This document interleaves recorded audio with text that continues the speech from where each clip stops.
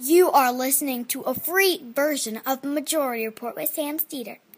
To support this show and get another 15 minutes of daily program, go to majority.fm, please. The Majority Report with Sam Steeder. It is Monday, April 9th, 2018. My name is Sam Steeder. This is a 5-time award-winning Majority Report.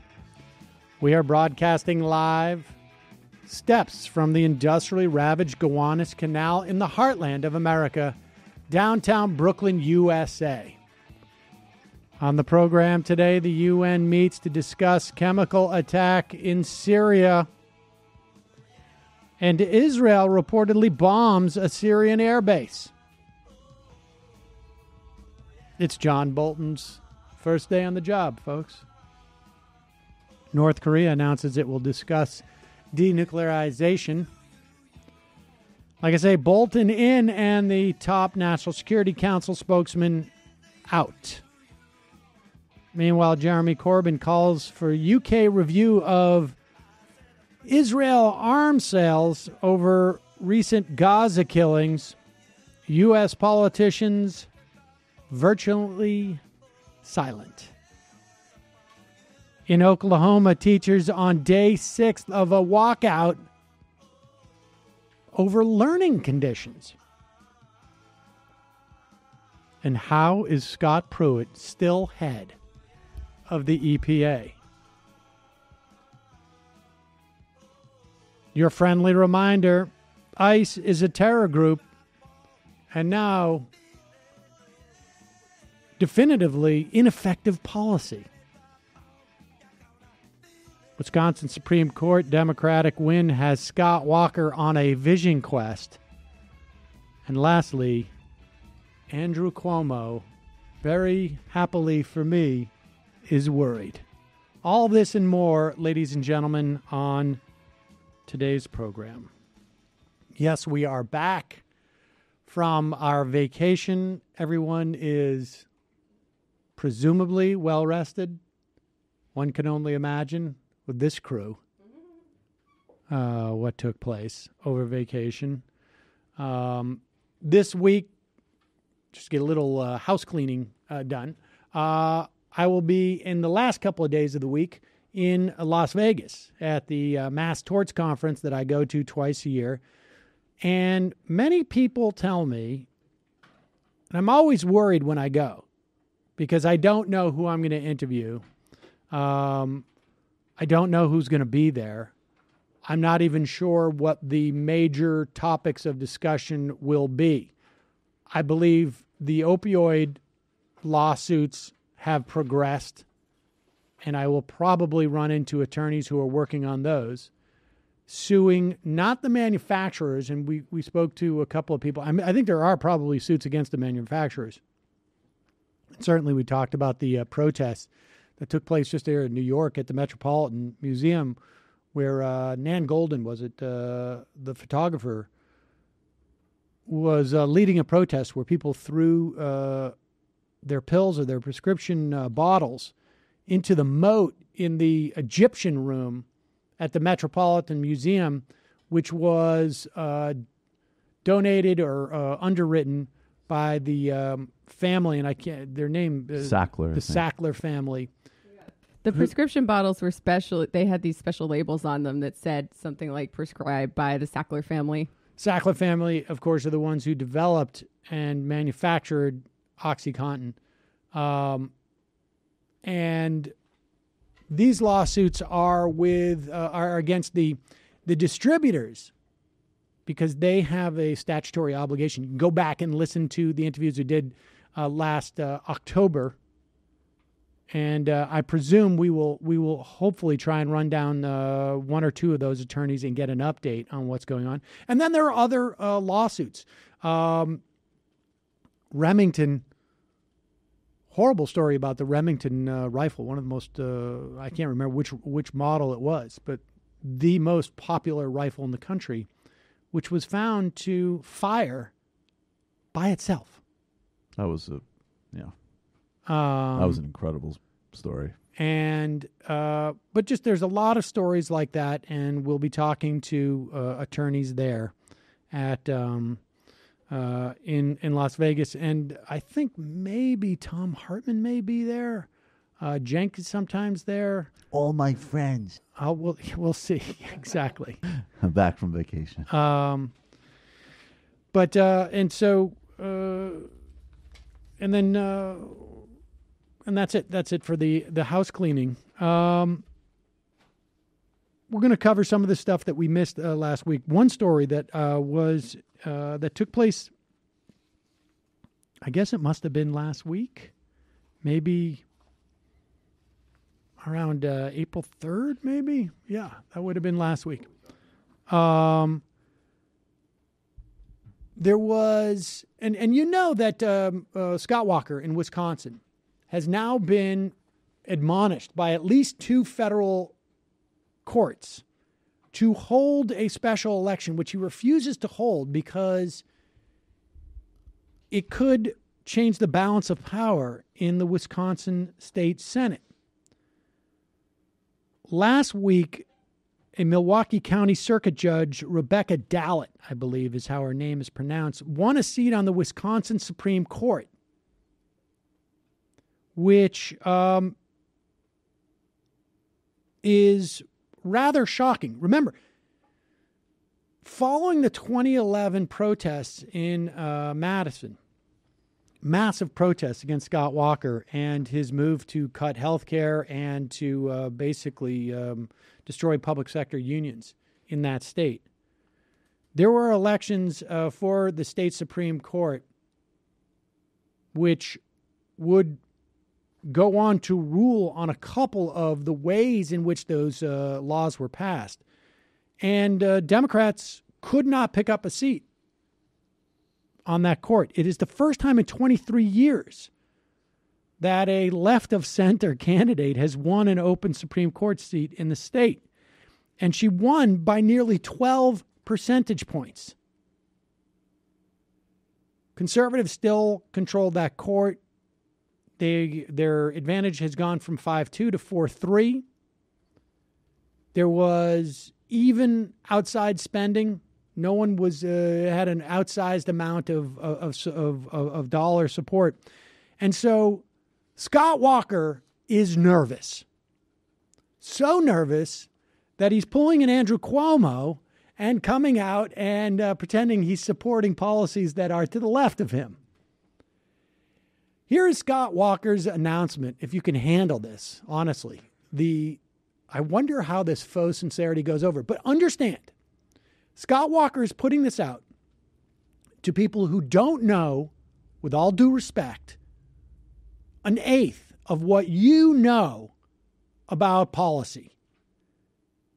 Half of what he's proposing, 3/4 of what he's proposing is simply Obamacare. But listen to this.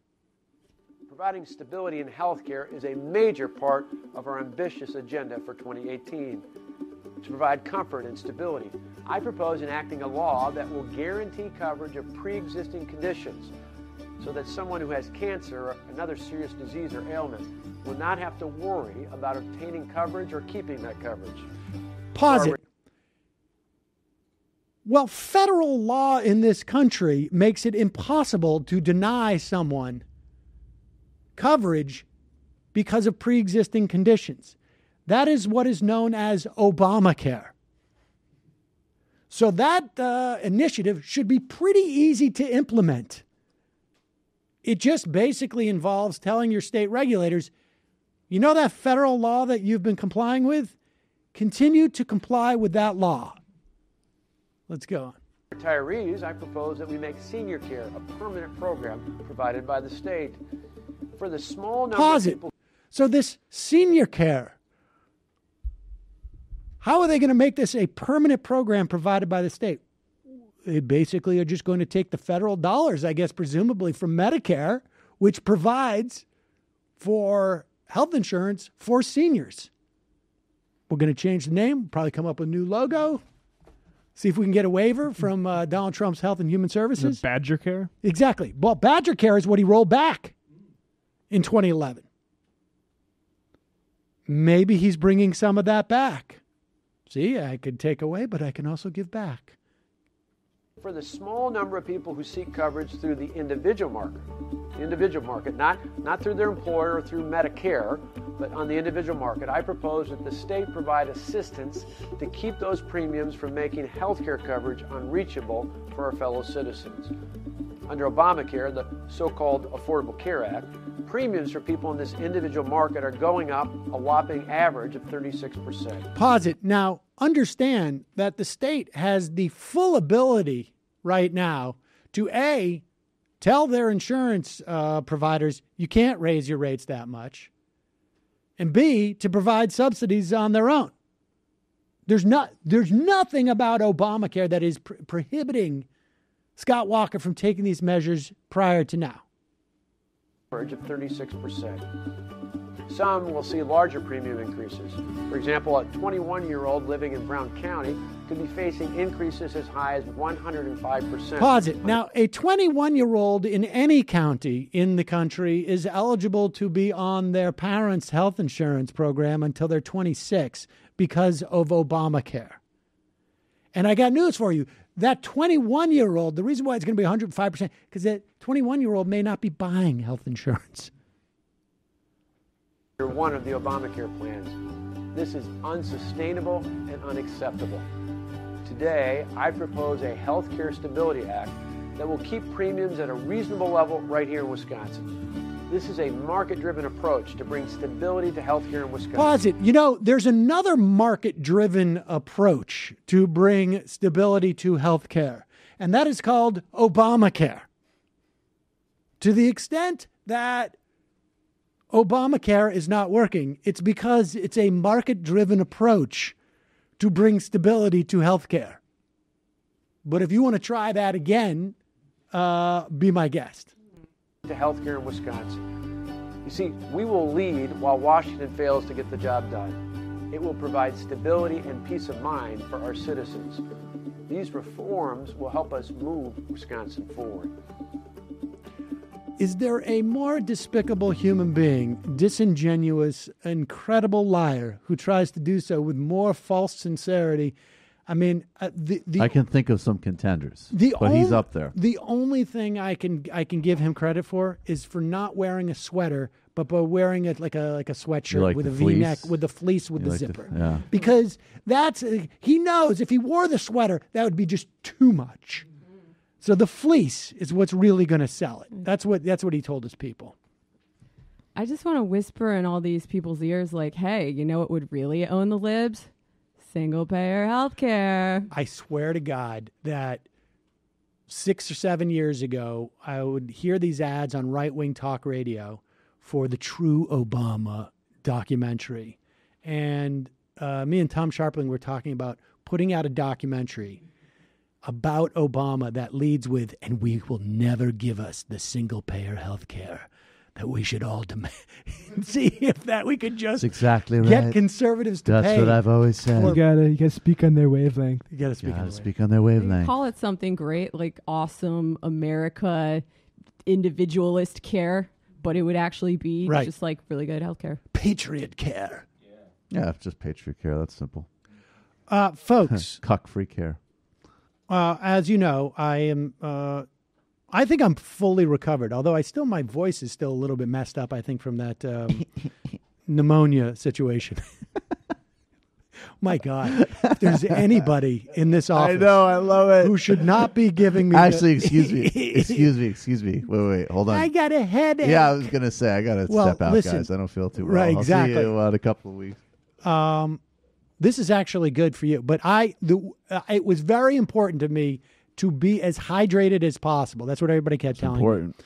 And fortunately, the liquid IV packets that we got came just in time. Liquid IV is a non-GMO electrolyte drink mix. It's vegan, free of gluten, dairy, and soy. It provides the same hydration as drinking 2 to 3 bottles of water faster and more effectively than water alone. It contains 5 essential vitamins, including more vitamin C than an orange and as much potassium as a banana. Liquid 4, or IV, I should say, donates 1 serving to people in need for every order placed. I'm going to take it. I'm traveling to Vegas. I'm going to take it for jet lag. Sometimes I get dehydrated in the skies. I get very dry. Excuse me, stewardess. Oh, I'm sorry, flight attendant. No, I just bring pour a packet in your bottle. In your bottle. Also, I'm bringing some to Vegas because occasionally I overindulge with the drinking. Now, speaking of which, Michael, this would be a wonderful opportunity for you to see if we could actually do a test if your rate of attendance on the show goes up if you had this to drink at home. Huh. Well, sometimes you go out, you take. I know. I was going to say. You wake up in the morning, you're like, I've got a headache. Well, the thing is that usually I feel fine. It's called the hangover. Right. Well, I can't repeat that. You text. This stuff does not have crappy sweeteners in it. It's straight sugar, electrolytes. Like I say, vitamin C, potassium. Right now, my listeners get 20% off at liquidiv.com when you use my code majority at checkout. It's liquid-IV. That's 20% off anything you order on Liquid IV's website. Go to liquid-iv.com. Enter my promo code majority. Get your savings and start getting better hydration. That's liquid-iv.com. Promo code majority. Don't wait. Get hydrated today. Meanwhile, whenever I go somewhere where I'm not getting subsidized to go, in terms of like someone paying for my hotel room or something like that, I like to go and stay in people's houses. It's better. It is better. You get to, because I'm not going to go out to eat every night. I'm not going to eat for every single meal. You get a kitchen. You get more privacy. You get more space. You can have everybody staying together. Some places even have hot tubs. It's not a bad, hot tub. All the comforts of home and then some. Tripping.com, one search lets you compare every home from the world's top vacation rental sites in one place. Find the best deal on your perfect vacation rental. Best of all, at Tripping.com, you can join millions of travelers who find more savings with rates up to 80% less than traditional hotel rooms. I don't know why people do hotels anymore. It's mystifying. This year, save time and money when you book the vacation home of your dreams with Tripping.com/majority. That's Tripping, TRIPPING.com/majority. Find your perfect vacation rental. Tripping.com/majority. You don't have to visit a bunch of different sites, folks. Tripping.com/majority. Check it out. All right, let's get into, we're back to where we were. I guess it was a year ago almost. Was it a year ago that we bombed Syria in response to a chemical attack? Now, look. Yeah, just shy, I think. For those people who insist that this is some type of false flag operation where the crew of white helmets are crisis actors who go in and fake all of these chemical attacks. Yeah, it's an interesting hybrid. Their white helmets are a mix of crisis actors and ISIS assets. So it's a pretty interesting breakdown. Can't spell crisis without ISIS. That's true, actually. Think about it. You understand that the white helmets would have also had to infiltrate the UN, which has put out lengthy reports on the use of chemical weapons in Syria. Juan Cole has a good piece as to why the Syrian regime may have used chemical attacks on Douma. Douma was at the time of the chemical attack, a holdout enclave. There were reports as of last Saturday that the Army of Islam had agreed to an evacuation. However, negotiations had subsequently broken down. It is now reported, as of yesterday, that Syria and Russia reached an evacuation deal with the Jaish al-Islam rebels, Army of Islam. Military operations have been halted. Under the deal, 100 buses are said to be moving 8,000 fighters and 40,000 of their relatives out of the town. Hostages held by the rebels are being set free. The development means pro-government forces have now taken full control of the eastern Ghouta, which I guess is that region. So in terms of why the Syrian regime might use chemical weapons, this seems to have been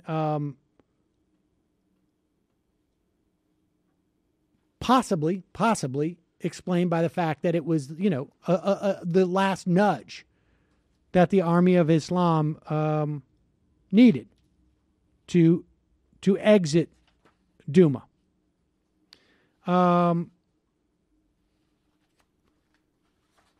With all this said, it does not necessarily follow that we should be bombing Syria or that we should maintain any type of military operations there. It's incumbent upon anybody who suggests this that they actually have some sense of what outcome they're looking for and how it's supposed to be effective bombing Syria. The only thing that we are doing in terms of Syria at this point, as far as I can tell, is we have now frozen $200 million that were part of a promised reconstruction recovery fund to the UN that was supposed to be paid over the weekend.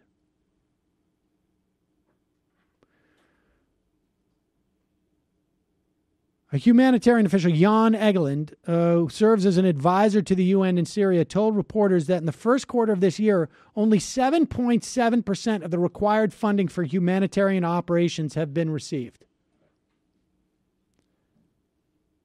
White House is freezing $200 million in funds that were supposed to support recovery and reconstruction of areas liberated from ISIS. So that it's not a crap box there and ISIS returns.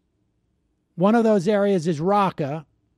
That was the former de facto capital of ISIS. About a week ago, 25 UN humanitarian experts submitted the UN's first comprehensive needs assessment for the town of Raqqa. It is a city of 100,000 people with virtually no public services, just destroyed. So if people are genuinely concerned about helping the Syrian people, the first thing you should do is accept more refugees. The second thing you should do is protest for funds to get to Syria to help Syrians.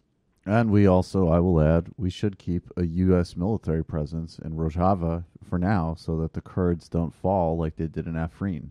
And you can also connect this because, this is fast moving, but basically like the Russians and the Turks had a deal about actually letting out some of these fighters from Ghouta and letting them come back, because I think basically Erdogan wants to use groups like that to repopulate those areas, like with Afrin, which it's funny. The Turkish caller that called me a week or two ago when I was hosting and said, that people are using the word genocide to describe what's happening there. And I said, it's certainly incredible abuses and humanitarian, but I don't use that word. It's now been put on a genocide watch list because Erdogan is talking about repopulating that area and using completely baseless numbers at the population center there, implying that he wants to basically migrate back refugees from Syria and take these groups from Ghouta to pretty much like cleanse Kurds out of that area. The thing that broke down is that Turkey went into the Kurdish areas, into Afrin, and then basically Russia and Syria screwed him on the deal and decided to bomb these groups in rebel-held areas anyways. So there's like this whole other sort of dynamic involving Kurdistan with this as well. But in terms of the issue of what we can do, Syria, don't bomb Syria. Right. Everything you're saying is totally right. There's no. It's weird. It's another thing that's very weird about like people who insist on like defending Assad and having these weird narratives about it. There actually isn't much of an. I mean, I will have an argument about U.S. troops with regards, not troops, but U.S. presence specifically with regards to Rojava and the Kurds. But in general, like we all agree. I'm just saying you don't need to lie and have a conspiracy theory to get to the same policy. I don't want to bomb Syria. Yeah. Exactly. You can hold both these two thoughts in your head. That one, Assad dropped a barrel of chlorine as a way of saying, like, you get out now. Here's my closing offer. You can both believe that and also believe that we should not be bombing Syria with no idea as to no theory as to what we want as an outcome. I mean, the last time we went through this, I sat on a panel at MSNBC. By chance, I was there, I think, to talk about Bannon and Kushner. And we got word at the 8 p.m. show that the bombing of Syria was imminent within an hour. I was the only person on MSNBC, I think, until midnight, who was saying, how could we possibly bomb Syria? Almost to a person. Each person said, we're going to do it. And then we have to come up with a plan as to what to do next. And I'm just like, what? You're going to have Donald Trump, who you don't trust to tie his shoes? You're going to have him bombing, and then he's supposedly going to come up with a plan to deal with Syria? Well, the generals. Checks in the mail. Right. The generals, i.e., who was it now? McMaster? Gone. I guess Mattis, who's a lunatic. Who's a total lunatic who committed atrocities in Iraq. Oh, John Kelly. Yeah, Jode. I could help Turkey with some of their border issues, brah. Yeah, I think you just hit on the outcome that the Trump administration wants.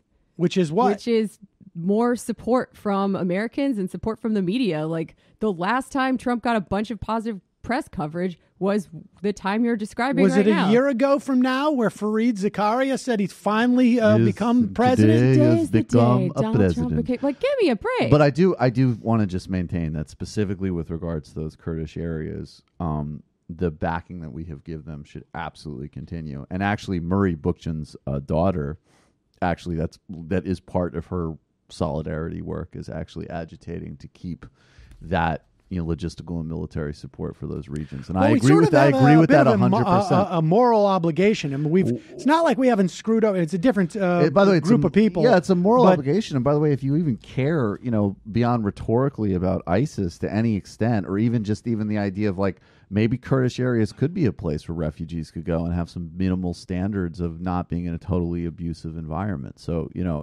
that's real. All this other stuff is nonsense. Meanwhile, it's being reported that Israel carried out an attack on a Syrian air base near Homs on Monday. That would be today. Presumably, according to Israel, said that the air base was being used by troops from Iran, and Israel would not accept such a presence in Syria. It's a nice way, perhaps, for them for Israel to wipe what has gone on in Gaza off the news. Although, to be fair, it's not like it gets really any coverage in this country in any meaningful way. Depending on whose numbers you believe, somewhere between 17 and 50, is it? Have been killed. Yep. There's incredible video footage. We're not going to play it. It's sort of disturbing.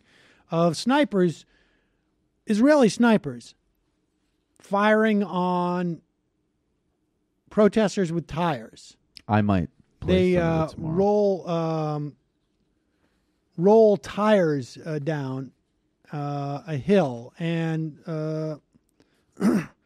they've killed at least one member of the press, clearly marked as a member of the press.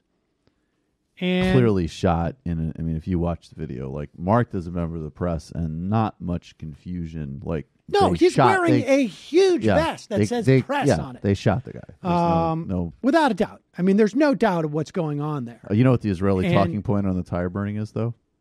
And I hate to bring some levity to this, but very dangerous. No. These Palestinians don't care about the environment. It's not really. I'm not kidding. It's very bad for air pollution. So this is who you support? I thought we were trying to protect the clean air. We have gays with roller skates and we don't burn tires, so we should have apartheid. It's unbelievable. We made ways. Why can't we kill kids? It's unbelievable.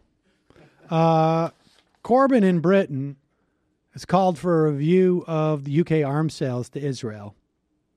What an anti-Semite. It's unbelievable. Vicious.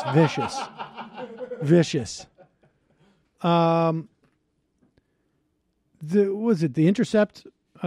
Splinter News asked every senator about this, and they could not get really any answer. Here is Bernie Sanders going on State of the Union. This is about as good as it gets, and it's not great, frankly. No. But this is what the state of American politics is. No one going through the Splinter News looking for, like, he literally couldn't get comments. Not even like, well. We don't like to see kids killed, but on the other hand, it was all basically Hamas no, not even that. It's all just like the senator's traveling at the moment. I'm sorry, we can't get back to you. Well, I mean, what can you say? You know, that's actually progress of a sort. Right. I think a couple years ago they would have just been like, "Did you see those tires? You know, I went to the Holocaust Museum. Not again." Right. Here is Bernie Sanders on CNN State of the Union.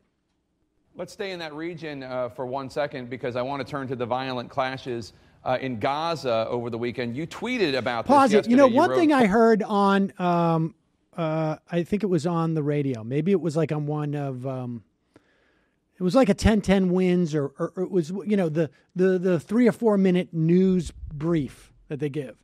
And it talked about the shooting of the Palestinians, but it specifically put it in this context. It said the Palestinians were protesting, and the Israelis fired back. And let me just explain one thing about the English language. If you are firing back at someone, the implication is that someone is firing at you. You cannot fire back at someone protesting unless those protesters are firing at you. Or unless it was a microaggression, which was also bad for the environment. So there's a lot of emotional labor being protested. The Palestinians were polluting the air. And in return, the Israelis used snipers to shoot them. The Jewish people have asthma, and they were trying to do this as well as making us feel uncomfortable about our identity and our own. Israel is really a safe space. They started to use blinking lights, gifts with blinking lights, and he tried to give us all. They were hiking wall to the whole country, so we needed to kill them. Here is Bernie Sanders responding to Jake Tapper. Second, because I want to turn to the violent clashes in Gaza over the weekend. You tweeted about this yesterday. You wrote, quote, "The killing of Palestinian demonstrators by Israeli forces in Gaza is tragic. It is the right of all people to protest for a better future without a violent response," unquote. The Israeli government called the protests, quote, "violent terror demonstrations." The ambassador of Israel to the United Nations said Hamas fighters were interspersed throughout the crowd using human shields and were killed after making, quote, "direct attacks on Israeli positions." Do you not accept the Israeli government's explanation? No, I don't. I think from what my understanding is you have tens and tens of thousands of people who are engaged in a nonviolent protest.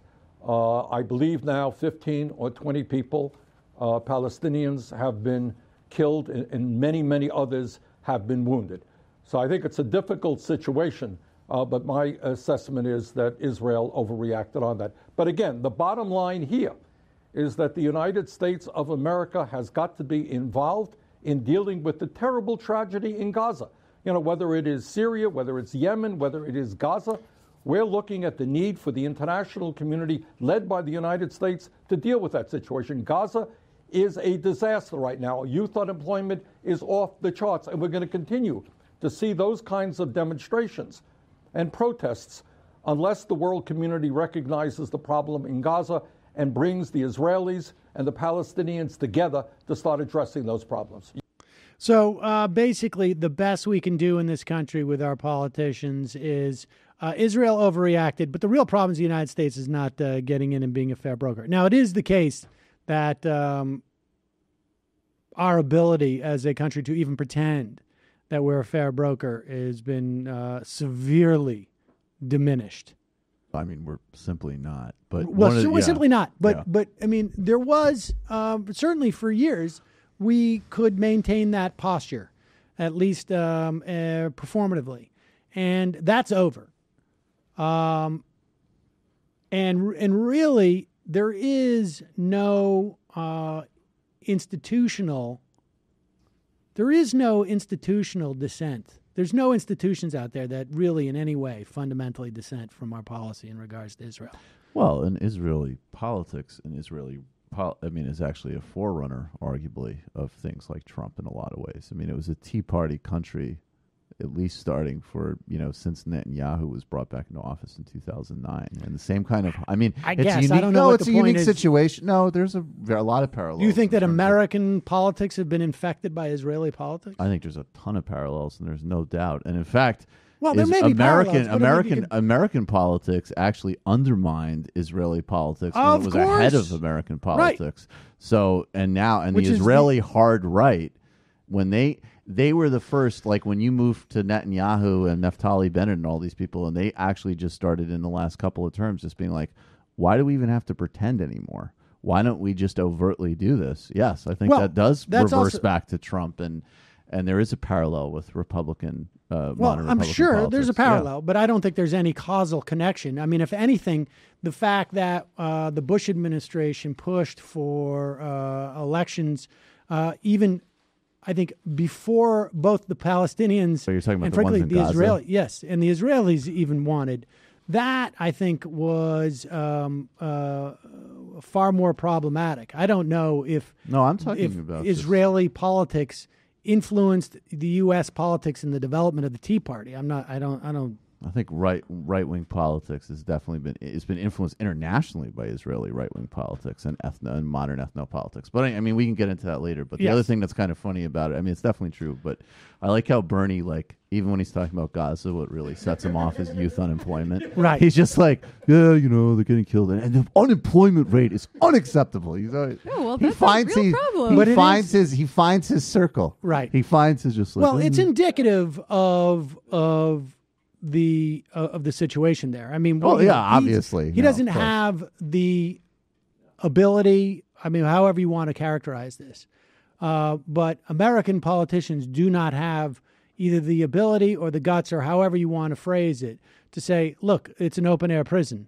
And so, yes, unemployment is incredibly high because it's an open air prison. They also can't get medicine. They're also regularly killed by an occupying power. There's a chain of worries there. But it's like a really bad vacation spot.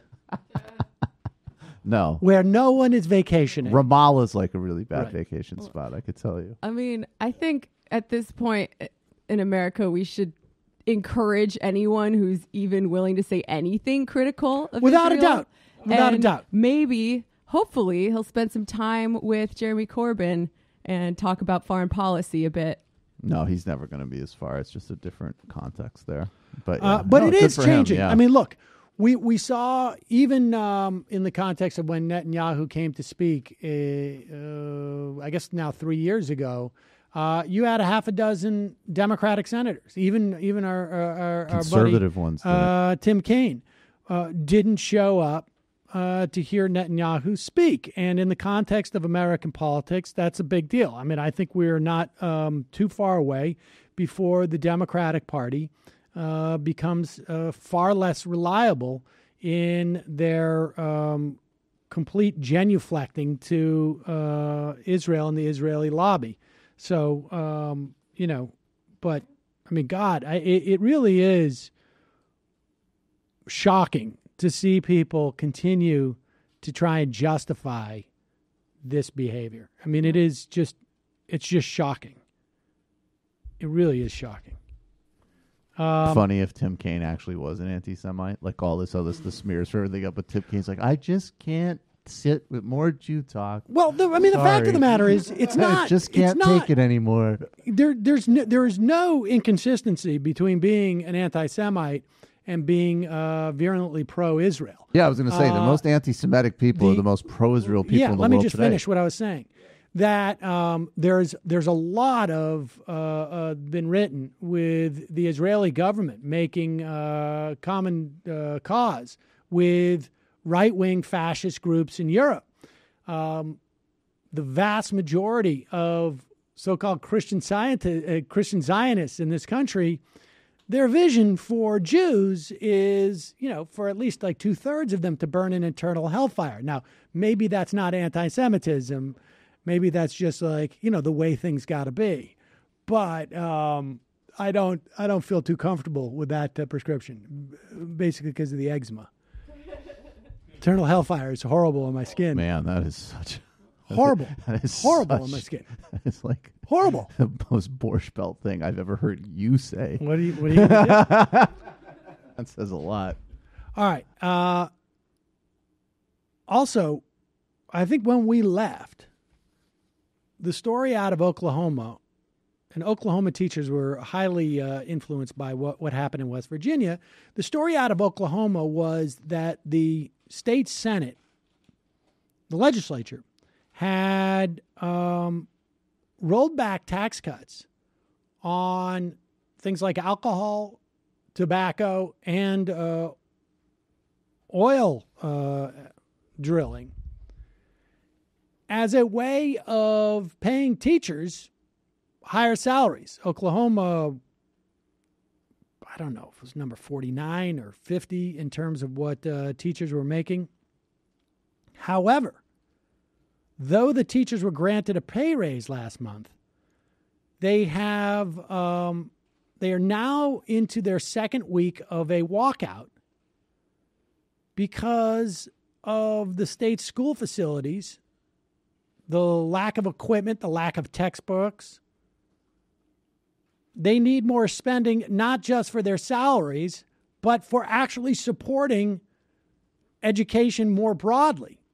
And here are a couple of clips. This one is, which one is this? Do I have this on the list?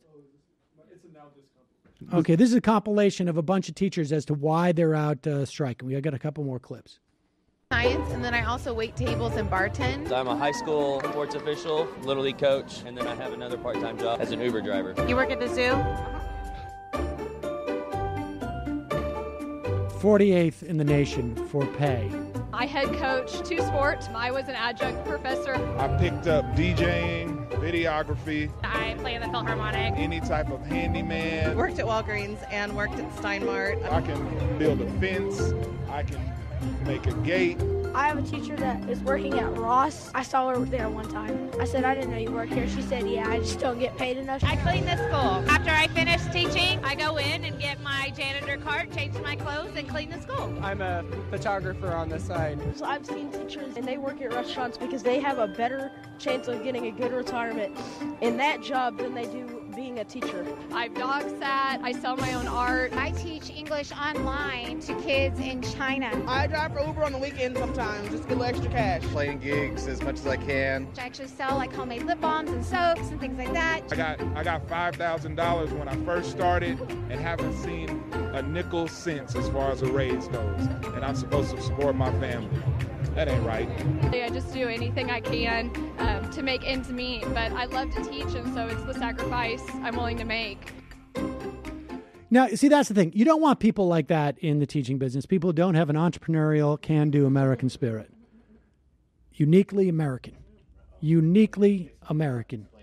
So inspiring. George Bush once, I think it was in a debate or it was some type of town hall. It was a town was approached by a woman who said, I am working 2 or 3 jobs to take care of my family. He just looked back and goes, hey, uniquely American. With pride. With pride. With pride. But here is, and those were teachers who were on strike to get better pay. But now they have not stopped with getting better pay. They actually, contrary to what Betsy DeVos would have you believe, that they're not serving the students. They're now actually arguing for stuff for the students. I think, is this a student right here? This is an art student. High school art student. Listen to what kind of supplies this high school art student gets. So what kinds of things? Is it the size of the classroom, the supplies? Okay, I'm an art student. We ran out of blue paint 2 months ago. It's really hard being an acrylic art student without blue paint. There's no paper, there aren't pencils, we're out of glue. Class sizes are insane. Last year I had 4 classes where I didn't have a chair because my schedule got swapped on the 4th day. And I walked into these classes and they were just like, sit on the floor. So I sat on the floor for a whole year. I still do in some of my classes. I'm sorry. That's just effed up. I mean, honestly. Like, can-do American spirit. Do you need, doesn't Lawrence O'Donnell have that thing where he gets desks for kids in Africa? He has a charity that he supports. I mean, it's just absurd. It's just absurd. And good for the teachers to go out, and this is not about, obviously, their pay raises. This is about their primary mission, which is teaching students. And they're out there, clearly striking on behalf of their students. Now, here is Russell Westbrook of the Thunder, Oklahoma City Thunder, and showing some solidarity. What is Westbrook? Is he there like a forward? Point guard. He's a point guard? Okay. Yeah, doesn't play like one, though. Average a triple-double. Triple-double. No, I mean, I think it's, me personally, I think it's important that, obviously with teaching different things going on, and education is very, very important to me. And, the teachers standing up for something that obviously they believe in, us helping the kids get a better education. Obviously, them getting paid more funding for the schools is very, very important. So I'm definitely all in for that because I believe education is a key to a lot of different things that's going on in society. So, I mean, it's just good that you're getting broad-based public support. There was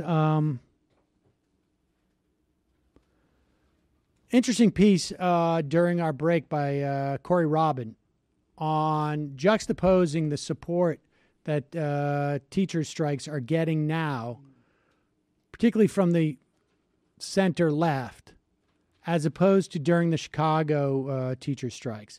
Now, I think there was a couple of reasons for that. One being that the so-called education reform movement was a lot stronger 5 years ago, 6 years ago. This is pre the backlash to Arne Duncan's testing, and this was Chicago in particular, obviously highly associated with the Obama administration, Rahm Emanuel, Pritzker, Arne Duncan, obviously from Chicago. And I will also say that, I'm not sure, the liberal media that he cites, it certainly was not, there was not as much excitement generated by this strike as there should have been, broadly based. With that said, I filled in for Chris Hayes on Up with Chris that weekend and did an extensive panel on it. I think we did an hour on the Chicago teacher strike, maybe 2 hours. So, but it is interesting to see how much people are rallying around this. What's this clip? Is this clip? This is from one of Jamie's friends. Okay, so Jamie's friends was down there, and the interesting thing's happening in Chicago was, at least in the past 10 years, the most prominent example of what they call social movement unionism, where the idea is that you're creating solidarity and you're arguing for issues that are broader than the immediate concerns of the union and its members. It is looking at, you can almost think about it as intersectionality, as across issue sets. Now, teachers are obviously very well situated for this because they have close relationships with their clients, their students, and their students' parents. And there are so many different issues that go into educating a child. If a child is not getting proper nutrition, nourishment at home, there's going to be a problem in school. If there are social services, living in poverty in and of itself is a far greater indicator as to how a child is going to do in school than anything else. I've had multiple education experts over the years come on this program and say, tell me the area code, or I should say the zip code of where the child lives, and I will tell you what their education is going to be like and what educational achievement they will have. There is no better indicator than what their income of their family is. And so teachers are very well situated from this. And so we saw this in Chicago, and there was huge support in the community for teachers, which was also something relatively new. Because very often, after a certain period of time, people get a little exasperated. What am I going to do with my kids? They're not going to school. We saw this type of social movement, unionism, in Massachusetts. Barbara Maldioni, a big proponent of that, won the teachers union. We had her on this program, I guess, a couple of years ago now. Maybe it was 4 years ago. People should check out that interview. But here is some footage that Jamie, what's your friend's name? Tatiana okay. Casarelli at Left Voice. She's been doing some really good reporting on the strike in Oklahoma. And what in this clip, there's some construction workers, is that right? Oh, is that a different one? We have that one too. We have this one is of some students actually protesting for their teachers. Let's listen.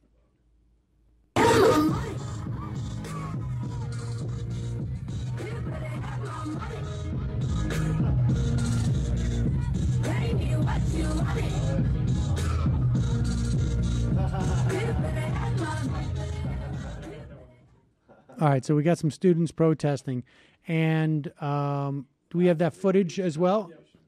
And here's a clip of, and this is what's I think really encouraging, is to watch solidarity across professions, across jobs. These are construction workers who are walking off the job in support of teachers. This is where stuff starts getting real. Are they Teamsters? Yeah. When you start to see one guy's got a box of pizza. Looks like he's bringing it somewhere. Yeah, people are going to get scared if they start seeing more things like that. Absolutely. Yeah. And I would like to make the point also that these are in right-to-work states.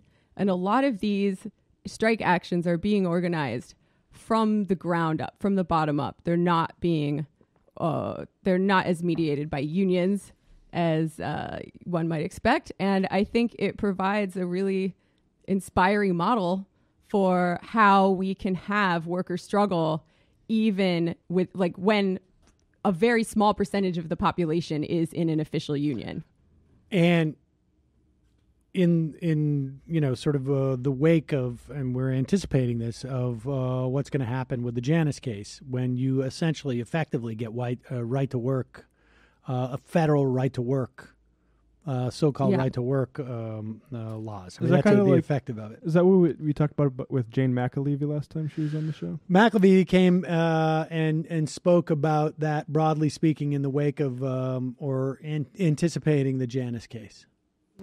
So obviously unions are really important, but, in a way, it also incentivizes compromise and labor peace. And it's always in the union's leadership's best interest to have that. Whereas when it's just a bunch of workers organizing themselves, they're more inclined to be on a wildcat. Well, let's be clear. I mean, these teachers belong to a union. They just don't have the same requirements to support the union as they would in a non-right to work state. It's not even called a union in right to work states, but it basically is.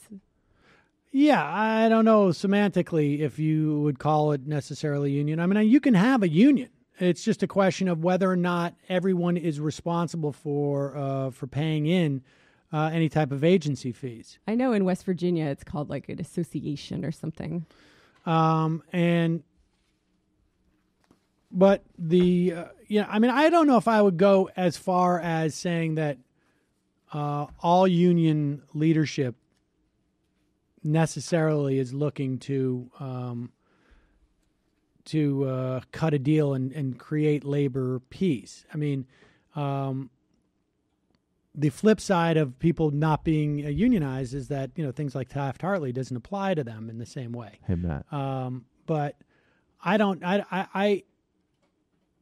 if I would go so far as to say this is a positive, but it is, I think, like a lemons lining out of lemonade. Yeah. Yes. And it'll be really interesting to see lemonade out of lemons. Where this goes. Yeah, they were Teamsters, and that's, I guess, a lead shot there. Teamsters going in and refusing to cross the picket line to work on renovations on the Capitol. Oh, good for them.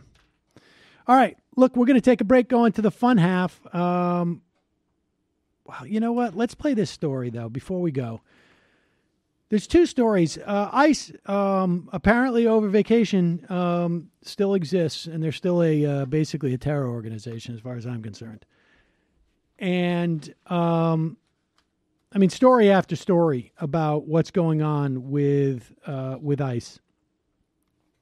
This is pretty amazing. Understand, right, that arrests are way up. Deportations have not really gone up commensurate with the arrests because there's no way for them to.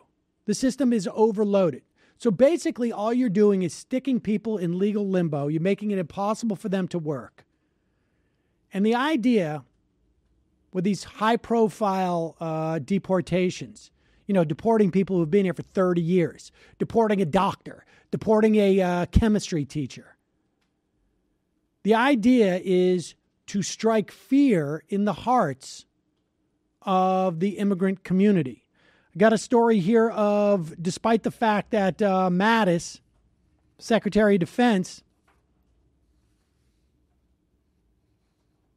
said that non-citizen troops and veterans will not be deported, ICE deported a 27-year-old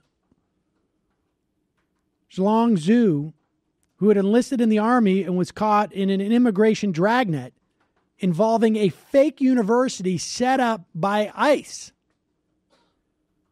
to catch brokers of fraudulent student visas. So they set up a fake university in the called University of Northern New Jersey. It's supposed to look like a real school. The idea was to catch people who are selling fraudulent student visas.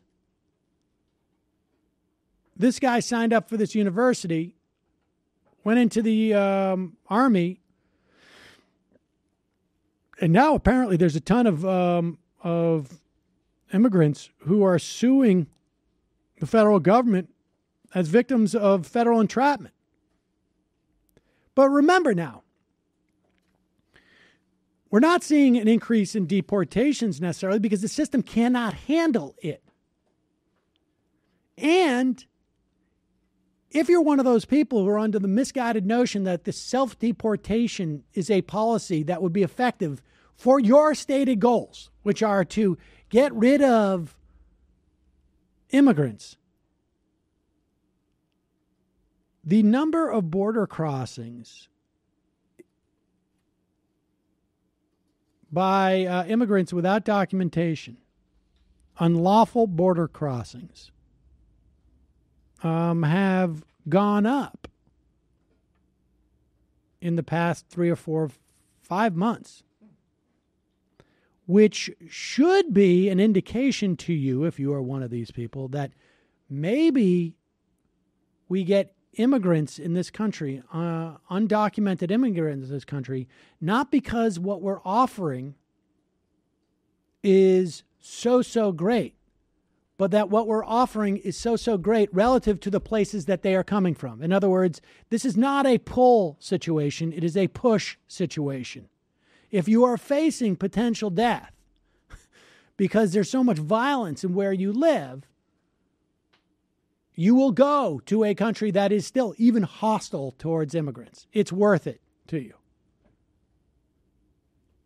So if we really want to deal with the idea of people unlawfully crossing our border, then the idea would be to begin to figure out ways of making a life south of the border a little bit easier on people. But here is an example of one of those attempts to basically send a message and terrorize the immigrant community. A New Jersey woman who has lived in the United States for 20 years was deported to Bangladesh. This was about 2 weeks ago, on the night of her daughter's prom.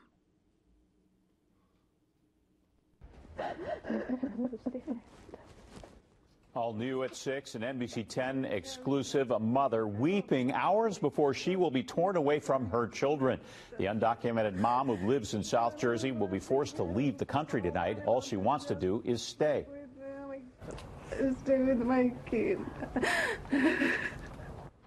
The mother is being deported. When she reported for her routine immigration check, she was told she had to leave the country. NBC 10's Miguel Martinez-Valle talks exclusively with a family that will be just ripped apart tonight. But I should have stayed home because that's messed up.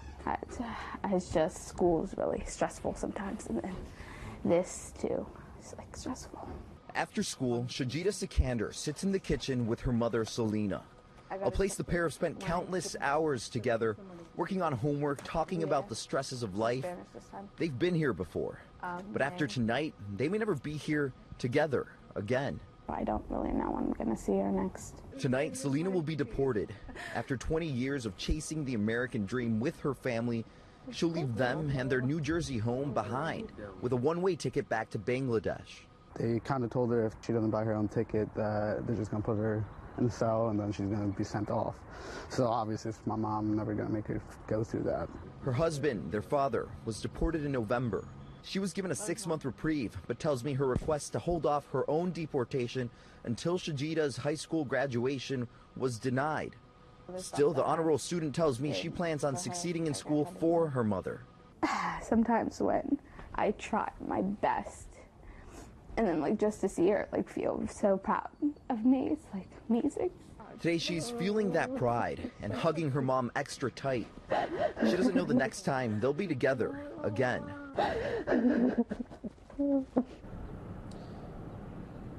And tonight's actually Sajida's junior prom, but instead of being there with her friends from school, she's going to be at the airport in New York, hugging her mom goodbye. Now, she is a U.S. citizen, Sajida is, so she and her brothers will stay here with family. In New Jersey, Miguel Martinez-Valle, NBC 10 News. There you go, folks. Tell me ICE is not a terror organization. Honestly, like what is the possible point of this?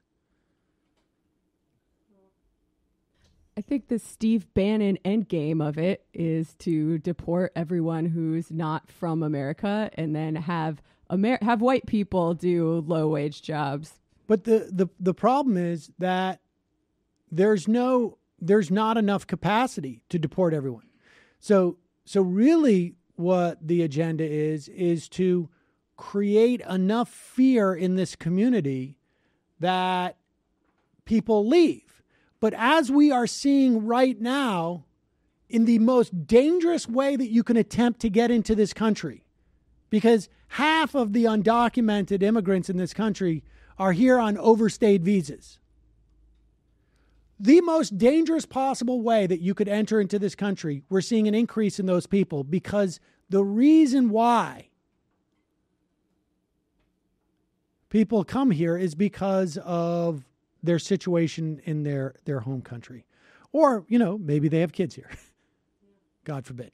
They also recently made it an official policy, something ICE had been doing for a while, which is under the Obama administration, they would typically release pregnant women on parole. And now they're no longer doing that. They're keeping them in detention facilities, often in really horrible conditions. Well, you don't know what they're going to do with the baby once the baby's put it into a river and it'll go down and get the Pharaoh will pick it up. Yeah, that baby could be president someday. All right, folks. I'm going to head into the fun half. We'll lighten things up with Ted Nugent meeting Alex Jones. That's not a joke. That actually happened. We got Passover on the brain still, I think. Yeah, I definitely do. All right. Just a reminder, this program relies on your membership. We cannot survive without you. You can become a member at jointhemajorityreport.com. If you're one of those people who want to get the fun half, but you don't have the finances, email us at majorityreporters@gmail.com. Then have a lot of patience. It'll take a while. We will get to you.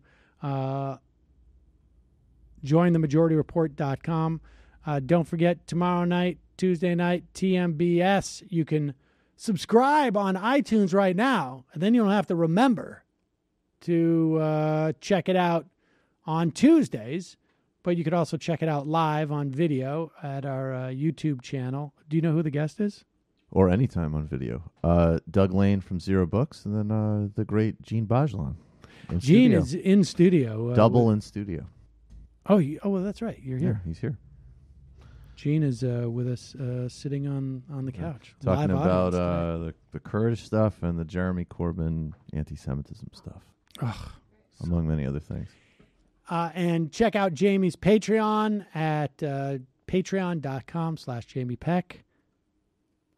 Yeah, I don't have any new blog posts up, unfortunately, but we do have a new episode of our podcast there you go.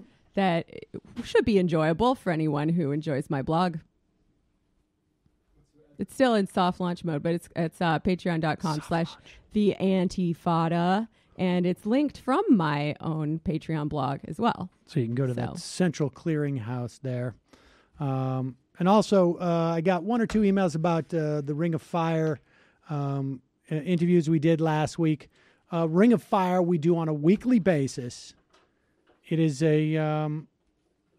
I hosted. It's a slightly different version than this show. We do shorter interviews. So with journalists on smaller topics that you may have missed throughout the week. So you can check that out. Go to find it on iTunes, Ring of Fire Radio. All right, folks, quick break. Head into the fun half. 646-257-3920. We will take your... Oh, and also, I just want to remind you, on Spotify, not only is the show available as a podcast on Spotify, you can listen on Spotify if you listen to a free podcast, but if you search for Majority Report, official and often updated, it's quite a name. Maybe we should put in an MR logo there, some type of... We can't. I think Spotify makes them out of the first couple. Oh, you can change the logo? Matt Leck has curated the Majority Report playlist. Now, there's like 3 different lists, but this is the Majority Report official and often updated one, as opposed to the Majority Report one, and somebody else had done one. But this is I don't even listen to any other music now. I just turn this thing on, and that's it. Makes it much easier for me. That's what I like. Like one-stop shopping. That's the way I roll. I hope you put Galaxy 500 on this. All right, there you go. All right. 646-257-3920. See you in the fun half. You are in for it. All right, folks. 646-257-3920. See you in the fun half. Are you ready?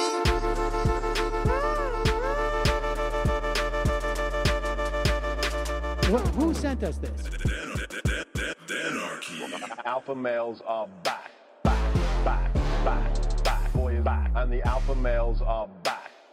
Just as delicious as you could imagine. The alpha males are back. Boy is back. And the alpha males are back. Just want to degrade the white man. Alpha males are back. I take all of it in my